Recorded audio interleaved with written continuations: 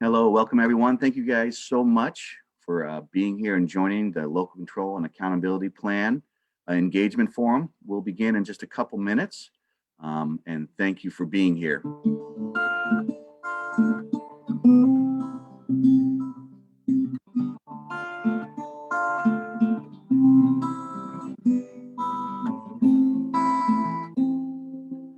Again, thank you everyone for joining the Local Control and Accountability Plan Engagement Forum today. We'll begin in just a couple minutes. Para escuchar esta presentación en español, haga clic en el botón Interpretación a continuación.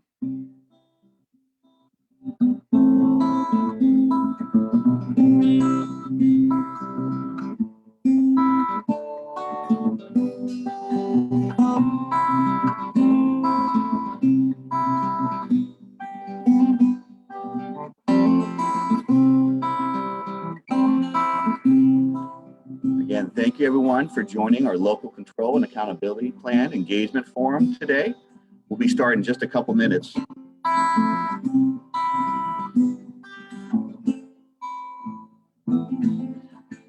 Para escuchar esta presentación en español, haga clic en el botón Interpretación a continuación.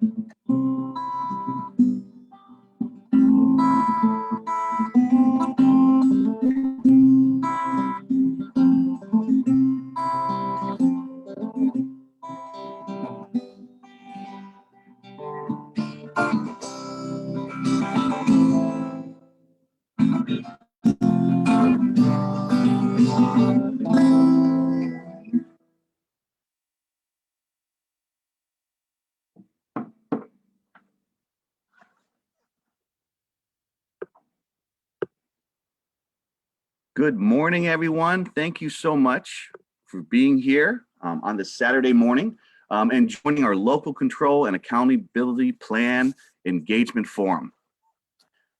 We appreciate all of you and the feedback and input you'll share today. Let me begin by first thanking Carmen Lopez, who is the Translation and Interpretation Specialist that is providing simultaneous Spanish interpretation of this presentation today. Para escuchar esta presentación en español, haga clic en el botón Interpretación a continuación. And so thank you again, everyone, the amazing Stockton Unified School District teachers, classified, certificated staff, parents, families, and guardian members, community members, and students that are joining the LCAP engagement forum today. We really appreciate your feedback. Let me also thank you, Veronica Lynch from our Community Relations Department, who is helping to make this presentation possible and doing all the work to make sure that everybody can share their thoughts and be fully engaged in this process.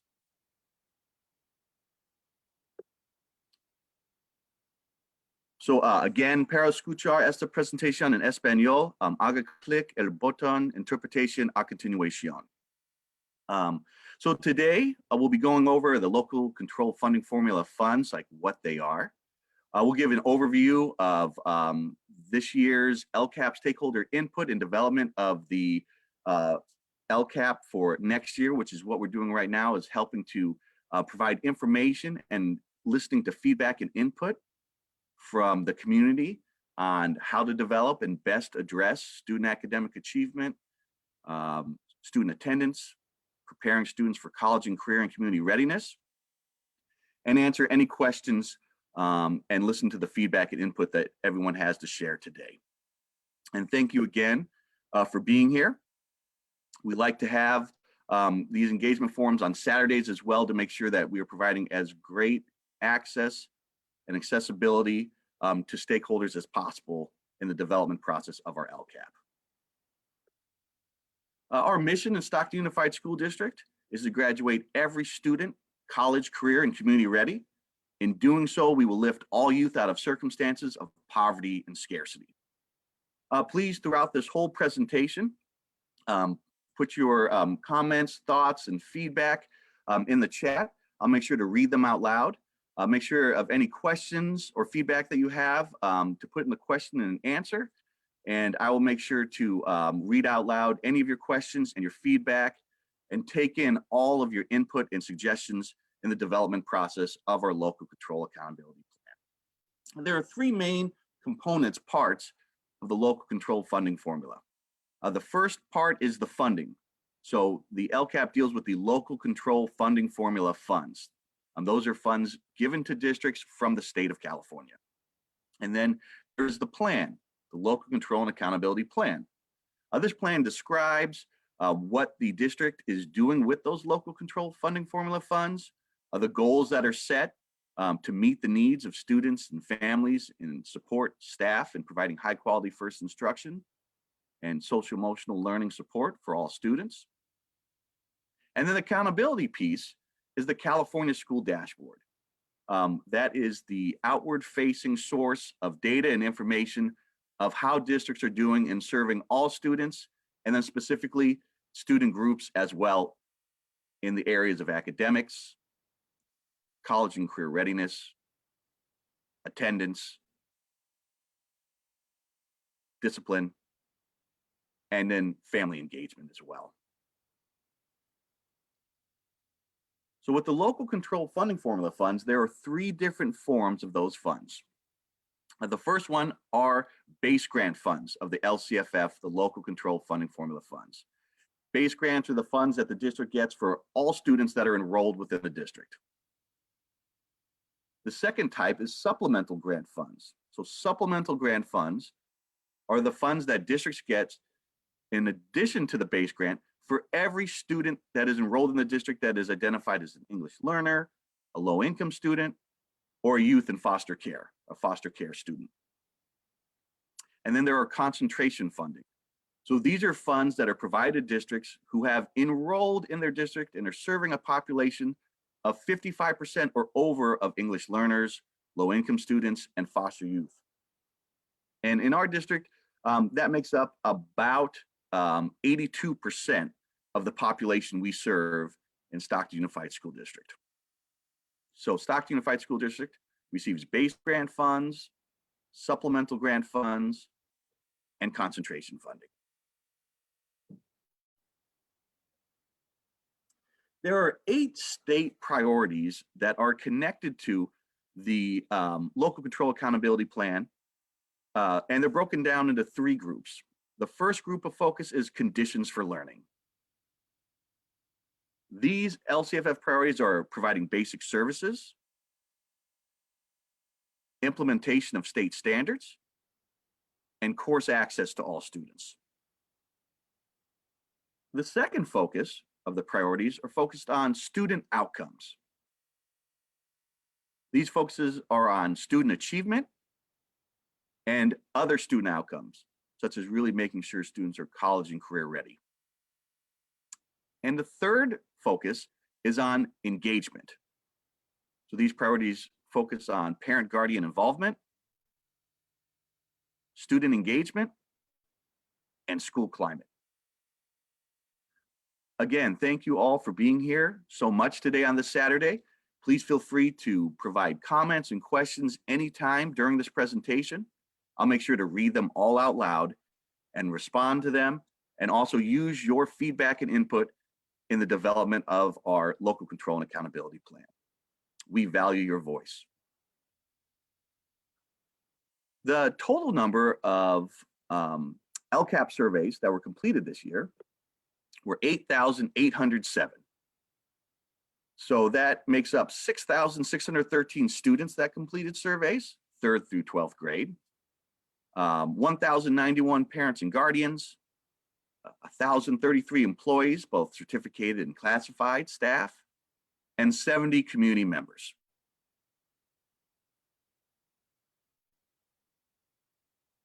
We have 3 goals that make up our local control and accountability plan. The goals are considered broad goals because we have so many areas that we need to focus in to improve and increase for our students, and engaging our families, parents and guardians, and community members in partnership of supporting all students, that we really want to make sure that we're focusing on the needs of students. So our first goal is focused on student achievement. The goal is to increase student achievement by providing high quality first instruction supported by a multi-tiered system of supports to graduate every single youth college, career, and community ready. In doing so with this goal, we focus on 3 of those priorities we were just talking about. The first priority is priority 4, student achievement. The second priority focused with this goal is a broad course access, making sure that students have the conditions of learning that they need and have access to increased and improved services. And then the third priority is the other pupil outcomes, other student outcomes. The first question is, we just got right now, is Stockton Unified School District worried about losing money if we don't go back to school on April 1st? So this question is related to the Assembly Bill 86 that was passed by the California legislation this week, which is the reopening of schools grants. So Stockton Unified School District is first and foremost focused on really supporting the needs of students and really making sure that we are putting forth a process to transition students into in-person learning in a safe and healthy way. So yes, it is important that we do transition students back into school. That grant process is focused on getting students back into in-person learning by April 1st. And in order to make sure that the district is using and has access to the grants that are released from the state, we need to have students in school by April 1st and continuing that in-school instruction throughout the rest of the school year. With the Assembly Bill 86, if we do not have students back into person by May 15th, then we would lose out on those grant funds. And the transitional in-person offerings varies from if we were in the purple or red tier as far as what that looks like. I appreciate that question.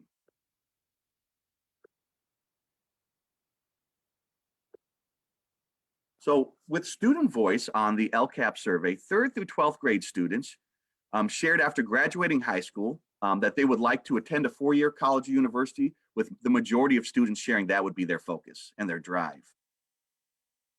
Many students also shared interest that they would like to attend a 2-year community college, with about 20% of the students that completed the survey. And then the students that would like to go directly to work, about 16%, enlist in the military, about 4%, and then go into a trade school, about 3%.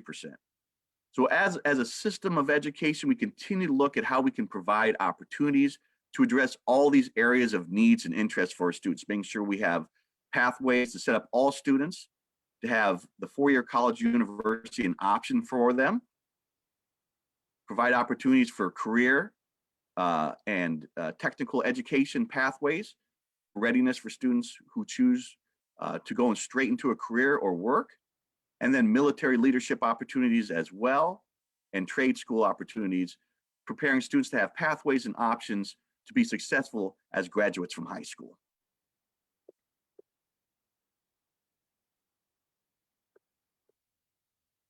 The next one is it really focuses on the 3rd through 12th grade. What are the forms of jobs or professions that they're interested in? The majority of students share that they're interested in a form of profession that focuses on the arts or media and entertainment. Many students in the health science and medical technology field, business and finance, engineering and architecture, building and construction, and then education, child development, and family services.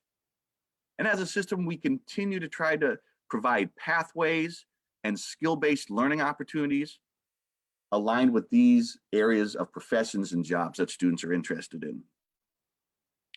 Many students wrote in their responses of what they'd like to be, and the top 10 most frequent responses from students is they'd like to be an artist, a professional athlete, a lawyer, some form of law enforcement, the military, nursing field, to work with animals, fashion design, computer coder, or business owner.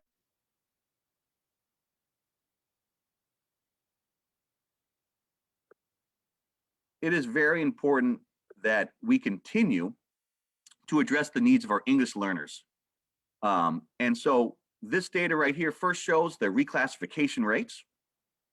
So that's the rates at which students are being reclassified as being English proficient and continue to get extra levels of support and interventions to ensure their academic achievement.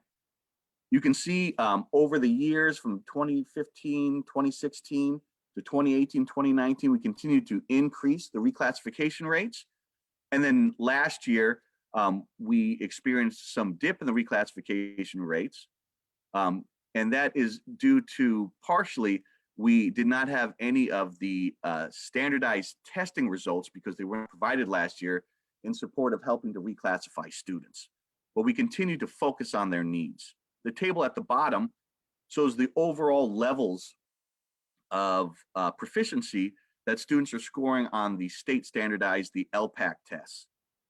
We continue to work in making sure that students are exceeding and meeting the level 4 well-developed and beyond, as those are directly connected to proficiency criteria for reclassification. One question that was asked is regarding broad course access, specifically now that we're virtual. For example, those students who are visually impaired and are learning virtually through the Chromebooks, is there a way to get them better resources so that their education quality isn't lessened due to inadequate access? Yes, I really appreciate that question. And as a system, we are very mindful of the diverse needs of students with special and unique exceptional needs.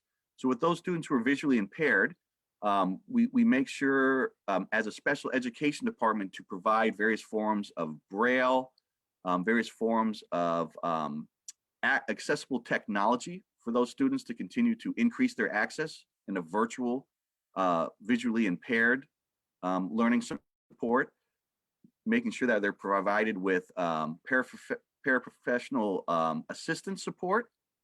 And then we're continuing to look at the ways of different forms of technology that we can use to increase their access and improvement and support virtual learning.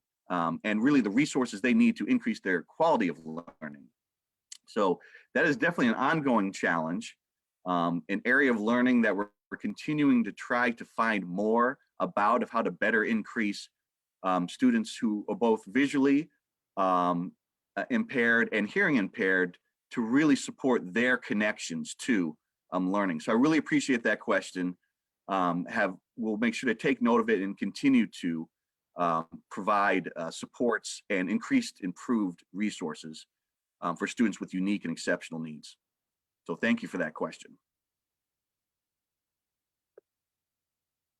With focusing on academic areas of English language arts and math as measured by standardized tests from the state, we can see that 3rd through 8th grade and 11th grade students, we continue to increase the students who are meeting or exceeding their standards.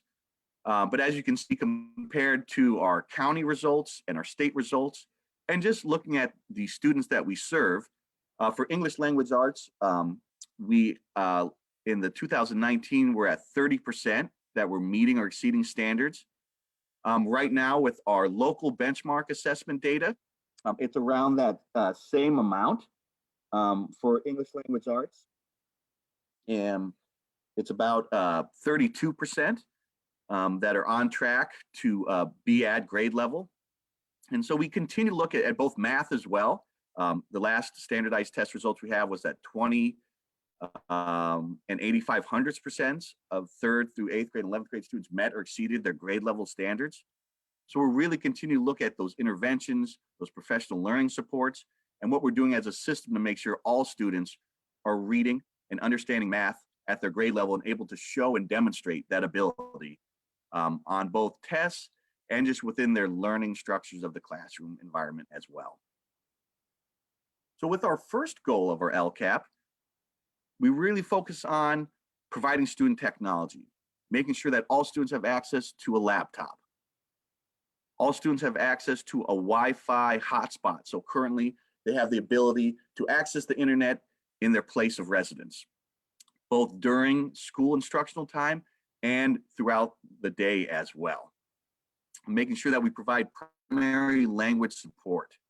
So we have ongoing English language development professional development going for teachers as well as paraprofessionals, as well as support to parents, guardians, and family members, and making sure that that professional learning development and instructional coaching support focuses on both designated English language development, the core subject of increasing students' proficiency in the areas of reading, writing, speaking, and listening, as well as the integrated English language development, the support provided throughout the day. Making sure that we have ongoing teacher collaboration time, where all teachers have opportunities to work together as grade level teams, as teams throughout their school building, really focused on looking at student data and supporting, providing high quality first instruction and those interventions and extra supports that are needed to increase student achievement. To make sure that we have opportunities for ongoing parent, guardian, family conferences with teachers, as well as professional development that's happening district-wide and at all school sites. Also making sure that we have student intervention strategies and programs to support reading support, math increased proficiency, English language development increased proficiency, and really focusing on credit recovery for high school students. Making sure they have access to programs and teacher support in increasing and recovering the credits that they need due to having either no marks or not passing high school courses. I will pause here before moving on and see if there's some questions or comments that I can read out and respond to and answer. One is, good morning. As a suggestion, I would like you to offer summer classes so all high school students can recover credits, including 9th and 10th graders, not just 11th and 12th. I believe this would help them in the long run so they don't have to do everything in the last 2 years of high school. Thank you. Really appreciate that feedback.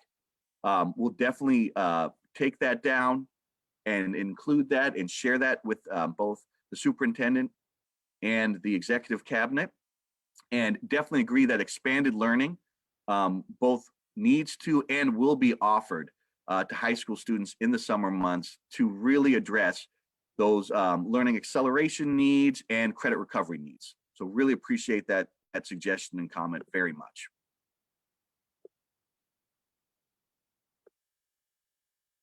Great idea. The next areas connected to the first goal of the LCAP is instructional coaching. So really making sure that we have instructional coaches that are working in partnerships with teachers at all school sites focused on the areas of literacy, English language arts, primary language, foundational skills, and mathematics, concepts and content and understanding. And continuing to support teachers in partnership of implementing the curriculum, the tools that are adopted by the Board of Education that are aligned with state standards to use for teaching and learning, and to provide opportunities that allow students to access learning at their comfort levels and continue to support rigorous, challenging learning opportunities that increases students' abilities to meet and exceed their grade level expectations. Making sure that we have after-school programs that are offered at school sites in support of students having both after-school enrichment and art and music opportunities, as well as homework help and academic support. Providing school site allocation of funds so that all schools have provided with local control funding formula funds that allows them to identify how to best use those funds at those school sites. And as families, parents, guardians, staff members, and students, those conversations take place at the school site council and the English Learner Advisory Committee meetings.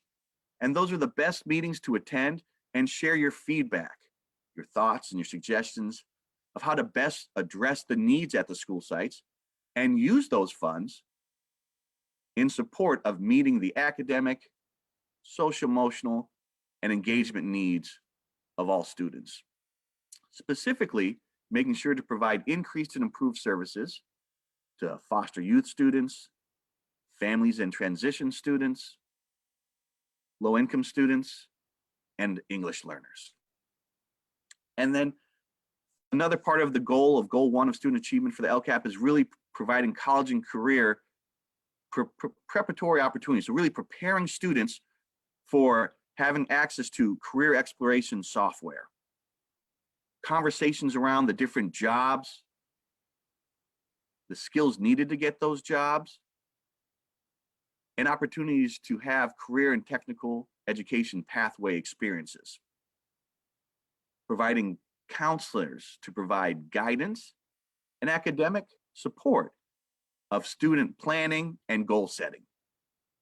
And then making sure that we have special education assistive opportunities. Again, connecting to the question and comment earlier about, specifically those students that have or visually impaired or hearing impaired, to have those extra supports, both increased access in the high school courses to supports and throughout the grade levels of access to technology and other forms of assistive supports to increase and improve learning experiences for students with special and exceptional needs. And then library support, making sure that we have libraries that are open, that have access to learning, and especially what's called our SOAR program, which provides e-readers to all students. So making sure we provide high interest books that students can check out on their computers with no late fees and continue to be able to have access to increased titles and forms of literature to read and enjoy. I will pause here for a moment and see if there are any questions or comments. One question is, beginning next year, incoming freshmen have to have a C or above and be A through G. What if a student doesn't want to go to a four-year college? Why should they take those classes if they want to go into family business, for example, or special needs and go straight to Delta? So I appreciate that question. So it is true that the graduation requirements adopted for Stockton Unified School District are continuing each year to become more rigorous or to meet the needs of ensuring that students upon graduation have the requirements to be admitted into the University of California or California State University system. So the A through G requirements are talking about making sure students take 2 years of history, 4 years of English, 3 years of math, 4 years recommended, 2 years of a lab science, 3 years recommended, 2 years of a foreign language class with 3 years recommended, and then 1 year of a visual and performing arts and a college preparatory elective. These requirements are in support of really making sure we're preparing all students for college and career readiness. Students, if they are interested in taking part in going into just a family business, these courses help prepare them for those skills for that family business, or going straight to community college as well. So there are different pathways that students will be able to choose and have accessibility to. And those supports and conversations will take place between the counselor and the students and the families, where the pathways of courses chosen will best meet the needs and the pathways of the students and families for the high school experience that they're looking for. So I really appreciate that question, and I'll make sure to pass on that feedback as well to Educational Services and the Assistant Superintendent of Educational Services and Executive Cabinet for those conversations to be ongoing. We have summer school programs for kindergarten through 8th grade students to make up any loss or students have seen in virtual learning.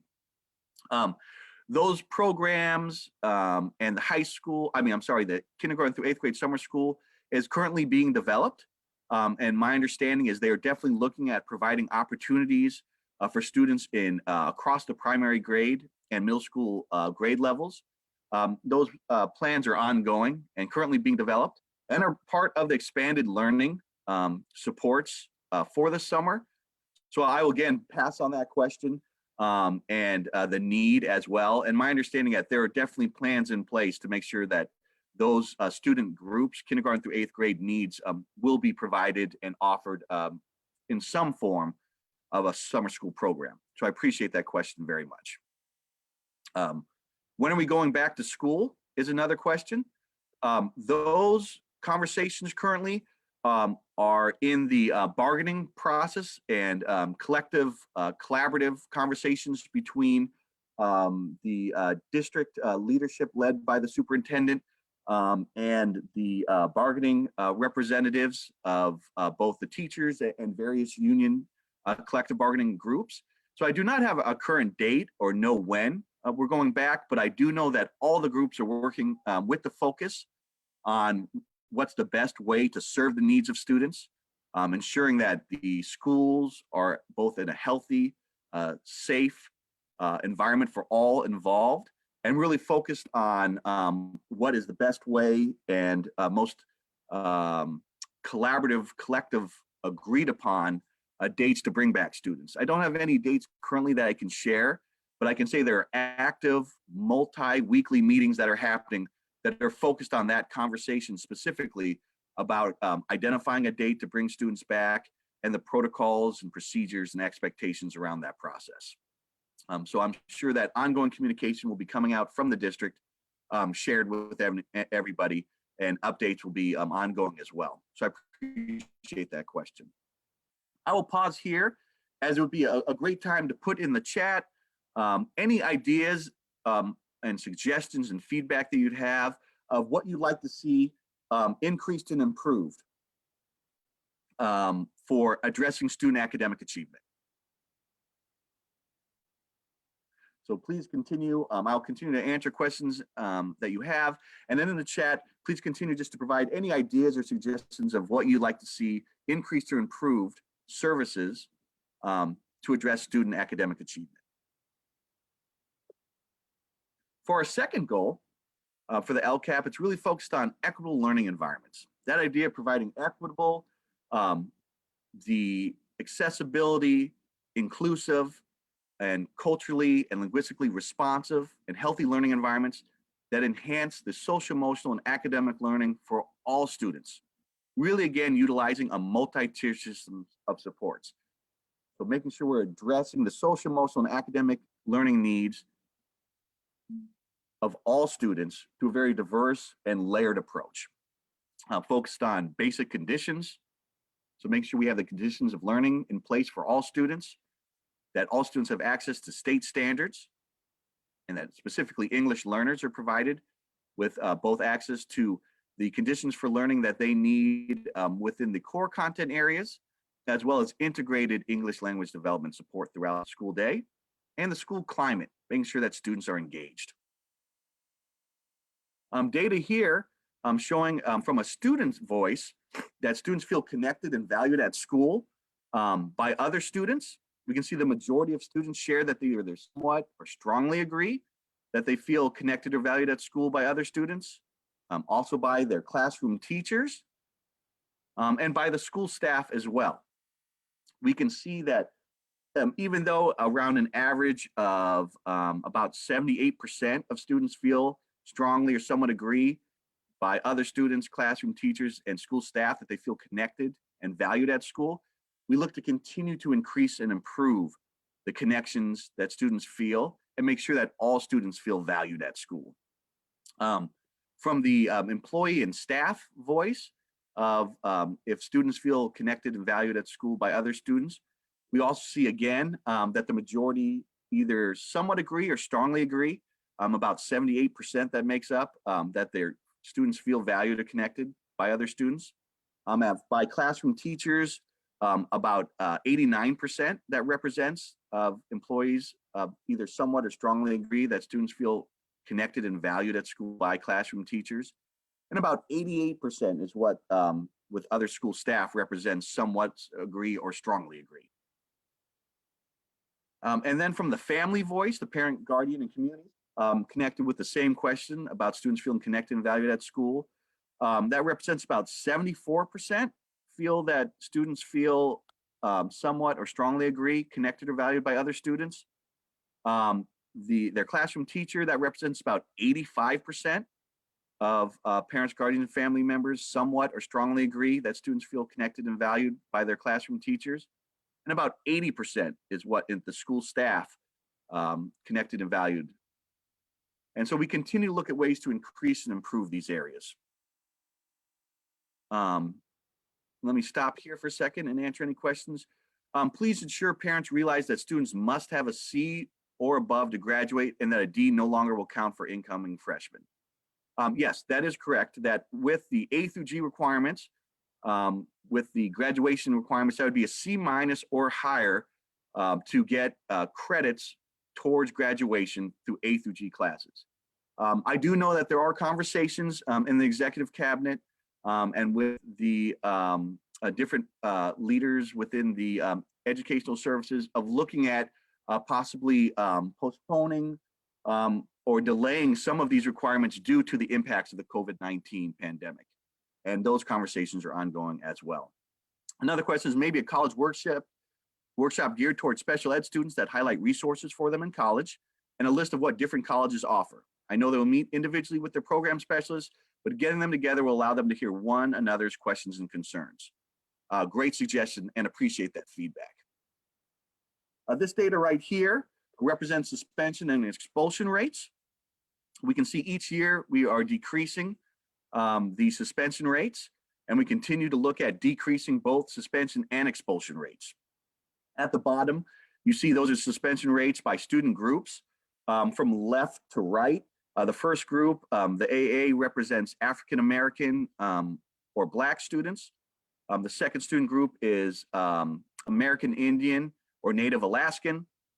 The third group, all, is all students.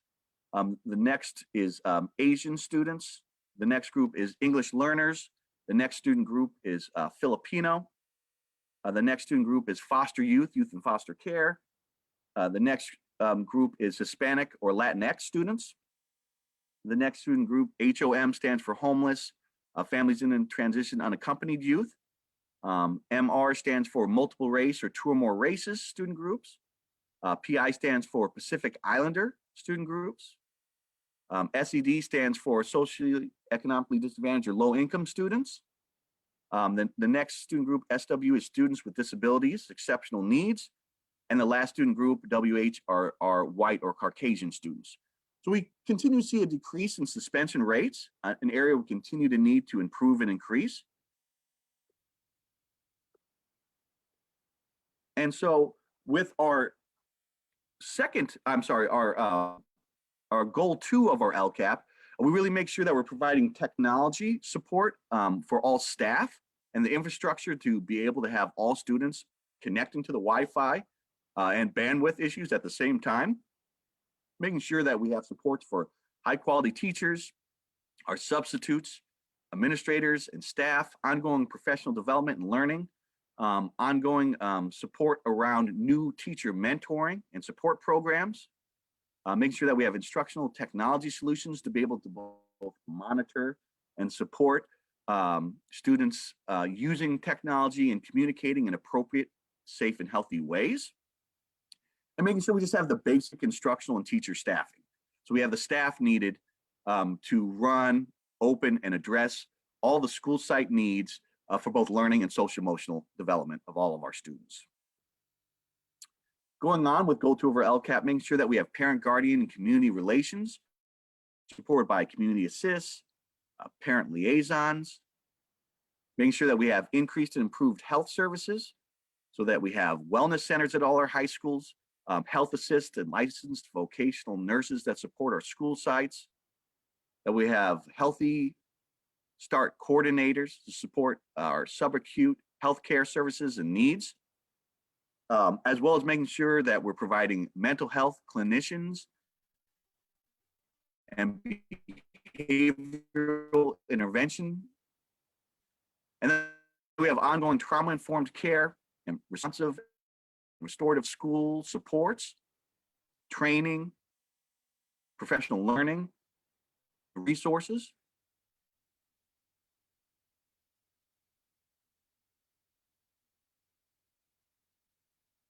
and making sure that we have a teacher on special assignment focused on ethnic studies. And really making sure that we have school counseling so that all of our school counselors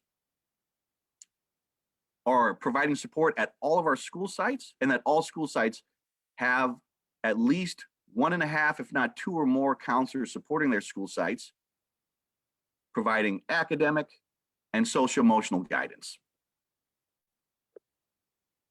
I'll stop here to answer any questions, and please in the chat put all your feedback and input and suggestions of what you would like to see or see as needs to increase or improve addressing students' academic and social emotional needs. So one question is, what is equitable learning?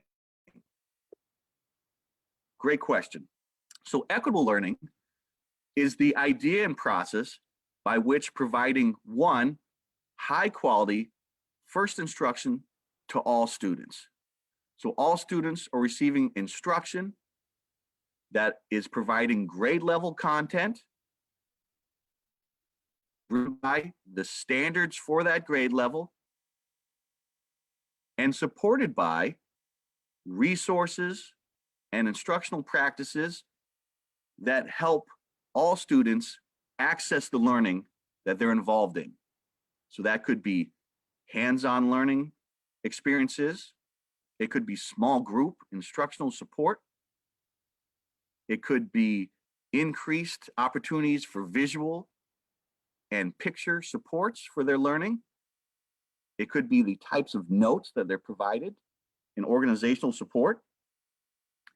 And really the equity part of learning is that all students are receiving learning in the sense of the tools, resources, and approaches that best help them to apply and demonstrate their understanding of the learning. Great question. Another question is, has the district considered bringing back reading intervention teachers to provide additional systematic phonics instruction to students who need additional support? It appears that conversations are being had about the different forms and approaches to address reading intervention needs. The role of the reading intervention teacher, I am not sure of the considerations of what the district has had around bringing back that specific role. I know that school sites with their site allocations have the ability to bring back different forms of support involved with reading intervention and increase before and after school and supplemental support during school supported and focused on reading interventions. I will share that feedback about considerations around reading intervention teachers. And definitely there are many levels of the systematic phonics instruction and phonemic awareness of that support, embedded professional learning opportunities, and resources focused in those areas specifically. So thank you very much for that question and suggestion. Goal 3 really focuses on the local control accountability plan on building meaningful partnerships. And this idea of creating a culture of inclusion and collaboration with families and community stakeholders that builds meaningful partnerships focused on increasing student engagement and family and community participation in support of developing leadership at all levels.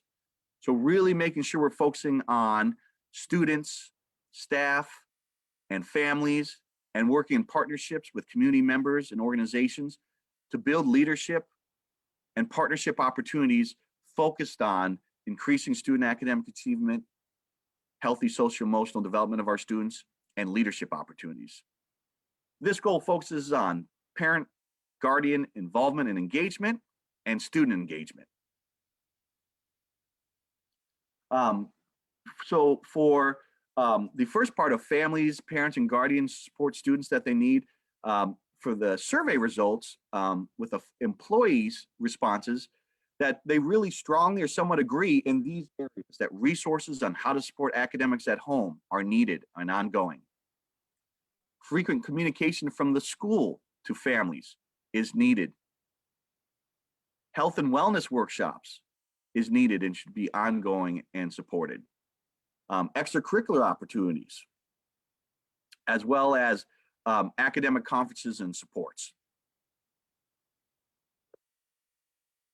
Families, parents, and guardians feedback also focused on these same 5 areas and strongly agreed or somewhat agreed that the ongoing needs of supports for academics at home, frequent communication from the school to parents, guardians, and family members, that health and wellness workshops, extracurricular programs, events, and clubs, and academic conferences with teachers is a desired ongoing supports and resources that should be provided.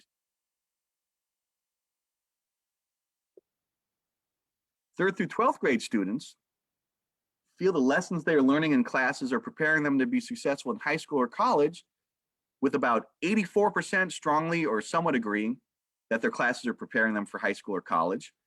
About 76% in a career profession, and about 75% saying for in the community, their classes are preparing them to be successful.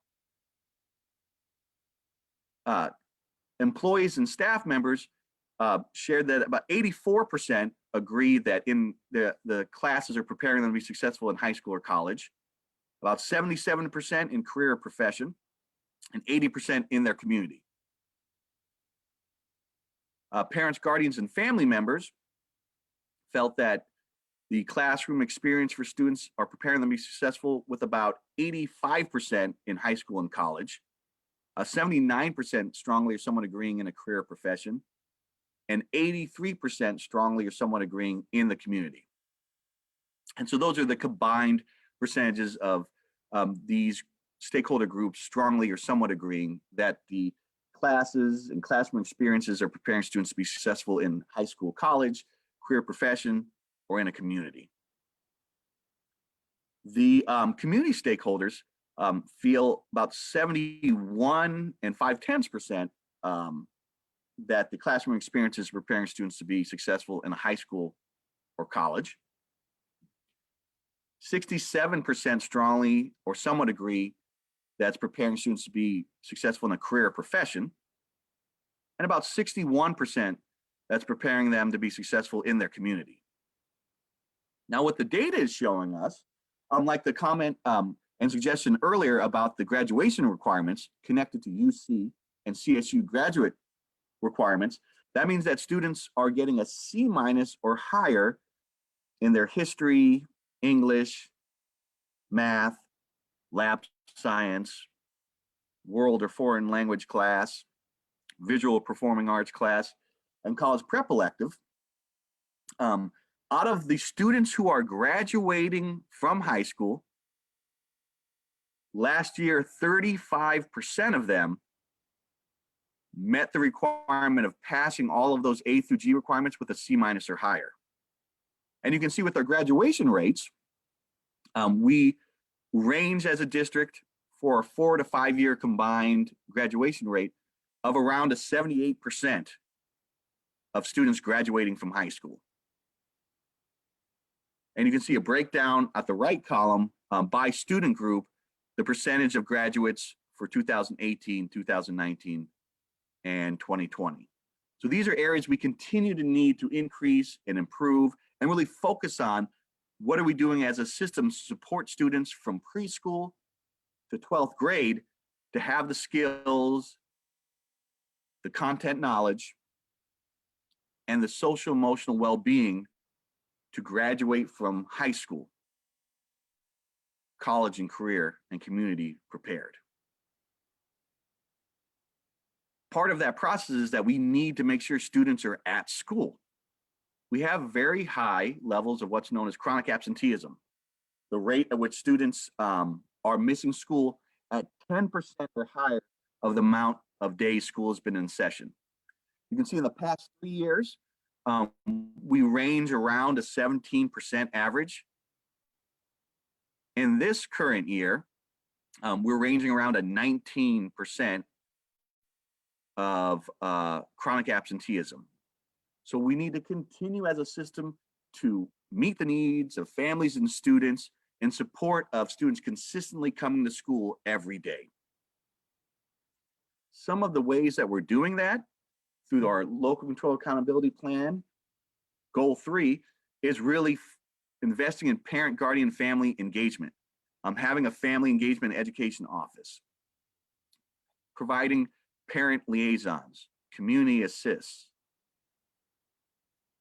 parent advisory committees, ongoing workshops and training, English as a second language opportunities, constant outreach and communication from updated websites, social media outreach, the local control accountability plan process as a whole of engaging stakeholders and collecting their feedback and input and using that to address the needs, offering more student engagement and leadership opportunities, supporting clubs, the Peer Leaders Uniting Students program, having athletics and supporting athletic programs, providing visual and performing arts activities, arts and music opportunities and resources and courses and teachers, and really make sure we have student attendance and accountability opportunities. So we're addressing those needs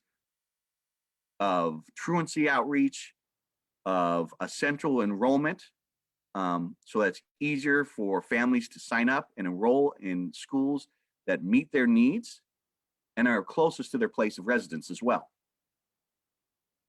So I will stop here. Please, again, put in the chat any suggestions and feedback you have of how we can increase and improve building meaningful partnerships focused on increasing student attendance and increasing student graduation and college and career readiness, and increasing parent and family support, and providing areas that they're interested in, workshops and training.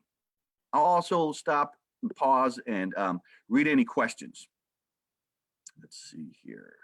So some of the questions are, question here or a suggestion is smaller class sizes, especially in kindergarten through 2nd grade. It all starts with foundational skills, not only in academics, but social and emotional education. Really appreciate that feedback. I will take that down and share that. And it is very important that those foundational skills are addressed not only in academics, but social emotional education as well. Oops, sorry. I'm confused with the district needs for resources and support, yet the board continues to lay off staff and continue with the full police department for policing. My kids' safety is not equitable learning. Having resources such as librarians and counselors, etc., is what they need. I appreciate that feedback. It is definitely very important to continue to provide staff members to address the various and diverse academic, social emotional, enrichment, art, restorative justice, and trauma-informed care and needs of the students. The board of trustees has the best interest of the students as their focus, and continue to try to create policies and work in collaboration with district leaders to find systems to support students and families. And I appreciate your feedback greatly.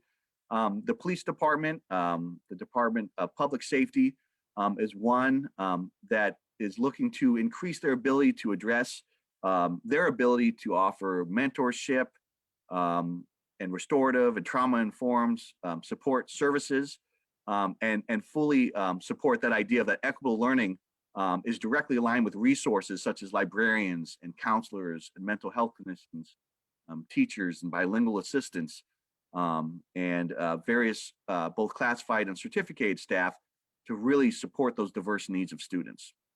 And I appreciate you sharing those that statement very much. Clarify what resources that will be available when counselors, librarians, and other staff are no longer available. Well, I can say that counselors and librarian staff will continue to be available. There is definitely, as is being suggested, various forms of budgetary reductions that are being both discussed and put forward. And so there are many levels of professional learning, professional development, trainer opportunities, and the district will continue to provide both counselors and counseling services and mental health clinicians and mental health and behavioral services and library support as well. And I continue to suggest to provide your feedback to the Board of Trustees and our district as a whole at school sites in support of these different areas because they're very important. Everyone is getting laid off, mental health, behavioral department. You were talking about things that the district is cutting. I will say that, yes, there are very wide ranges of things that are being reduced. And at that same time of that sense, their mental health clinicians, counselors, the behavioral department is not being eliminated and will continue next year and moving forward. And the district will continue to provide both staff members and the services aligned with counseling, behavioral and mental health and health services. But yes, it is true that there are many areas that are being reduced and being discussed with the budgetary current situation and conversations occurring. What is the district doing to meet cultural competency? In many professional development and learning opportunities and through the equity and implicit bias training that is going on, they're focused on providing professional development and learning focused on cultural and linguistic responsive learning and teaching, talking about both microaggressions and implicit bias, focusing on the different forms of providing resources that are both culturally diverse and both reflect and show and have both literature and focus of all the different forms of student groups that we have in our district, that those learning tools reflect those students themselves, and continuing to look at ways in which the idea of cultural competency is building welcoming, inclusive, and supportive learning environments where all students' voices are valued, where all students are celebrated as learners and young scholars, and that there's space and opportunities for student voice to be heard and shared. Are the goal 3 numbers kindergarten through 8 funds or kindergarten through 12 funds? Great question. The goal 3 numbers are kindergarten through 12th grade funds.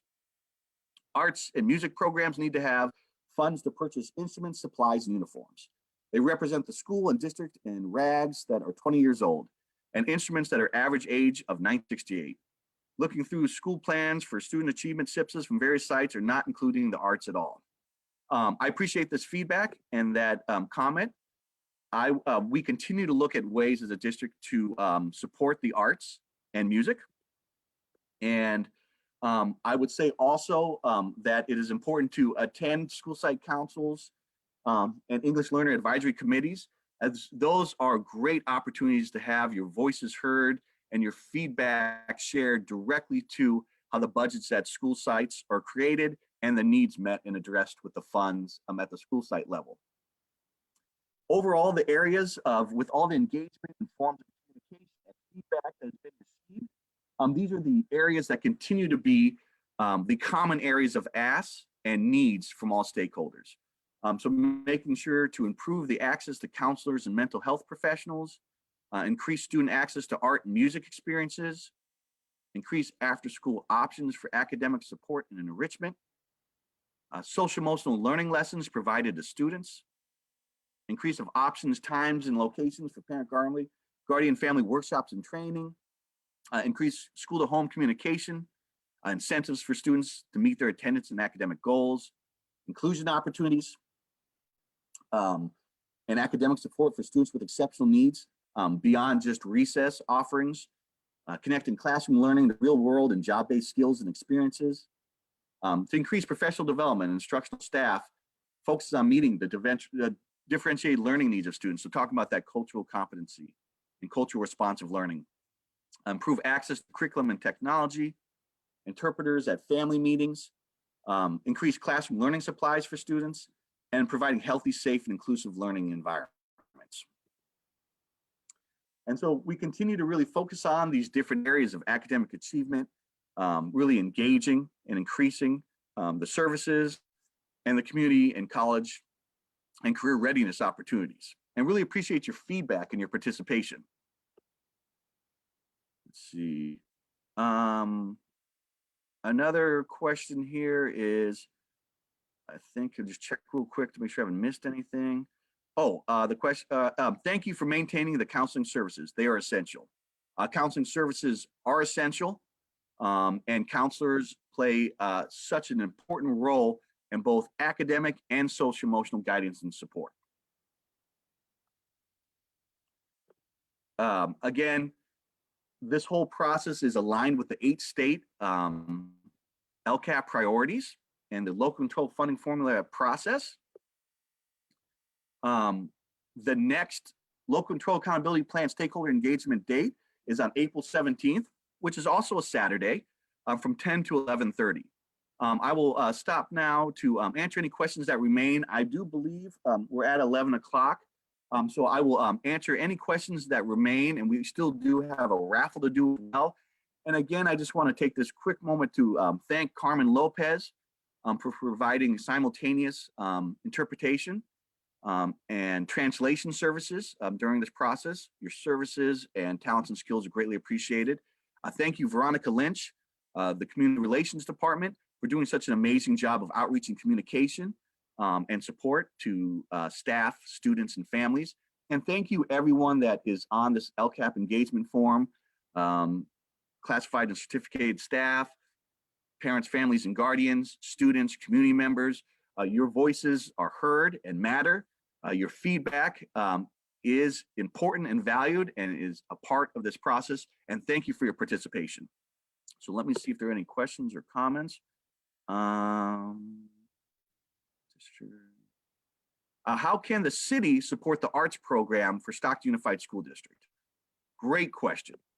I think some of the ways that the city could possibly support the process of the arts programs in Stockton is looking almost for ways to partnership with arts and music residency programs. So one, a reciprocal process, finding ways to find community partners to bring in the process of artists and musicians within the community to come into the school and provide those arts and music experiences, whether that's creating murals or concerts or just visiting classrooms and sharing art projects would be super supportive.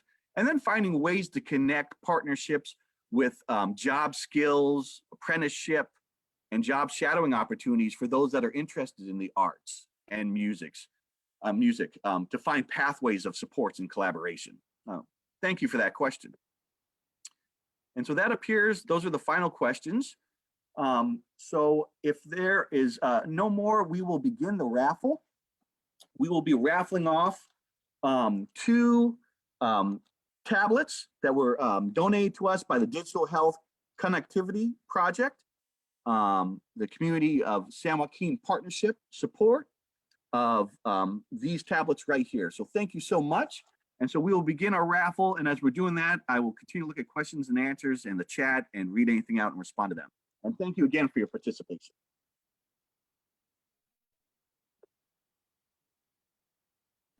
All right, we're going to go ahead and get started. So we have, I'm going to go ahead and make this full screen. And this is for the first tablet.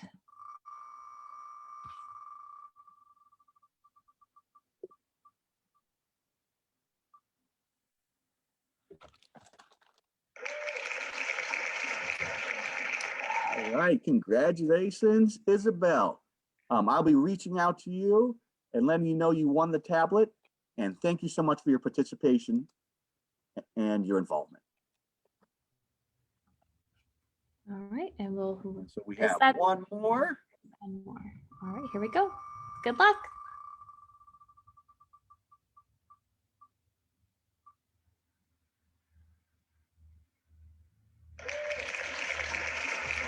And Evelyn Ramirez. Evelyn Ramirez, congratulations. Thank you for your participation and collaboration. You have won a tablet. I will be reaching out to you and making sure that you are provided with your raffle prize. Again, Thank you, everyone, for your participation. I'll check just real quick to see if there's any other comments or questions. And thank you very much for your time. Your voices matter, and I appreciate your feedback greatly. There's just one last comment. I listen to many of these as I can. I just want to thank you, Dr. Sloan, for your transparency and for your care in answering each question that the community stakeholders ask. You take the time to hear us, and we feel important and valued. Well, thank you so much. All of you are super important and super valued. Thank you for your time. Have a wonderful Saturday. Thank you again, Carmen Lopez, for your translation support. Thank you, Veronica Lynch, for everything you do for community relations. Thank you, Dr. Shelley Spessard, for your amazing support, direction, and leadership for community relations. Everyone have a safe, wonderful Saturday. Take care of yourselves and one another, and be well. Much respect.